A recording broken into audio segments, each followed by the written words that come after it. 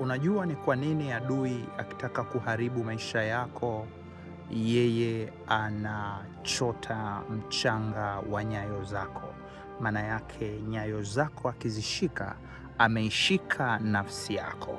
Neno la Mungu linasema kwenye ile Joshua 1:3, kila mahali zitakapokanyaga nyayo za miguu yenu nimewapa ninyi, kama nilivyomwapia Musa. Nyayo za miguu yako ni umiliki.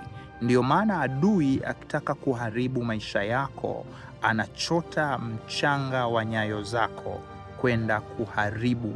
Maana yake anaharibu umiliki wako, anaharibu mamlaka ambayo Mungu ameweka ndani yako. Miguu yetu imeunganishwa moja kwa moja na nafsi zetu. Anapochota mchanga wa nyayo zako, anaishika nafsi yako, anaifunga. Kunakuwa na uharibifu kwenye ndoa, kuna uharibifu kwenye biashara, kuna uharibifu kwenye maisha, kuna uharibifu kwenye elimu ya watoto wako. Maana yake nyayo zako ni za kuombea. Asubuhi unapoamka kwenda kazini, badala ya kumshukuru Mungu kwa mambo yote, pia usisahau kushika miguu yako ukaiombea kwa neno la Joshua 1:3.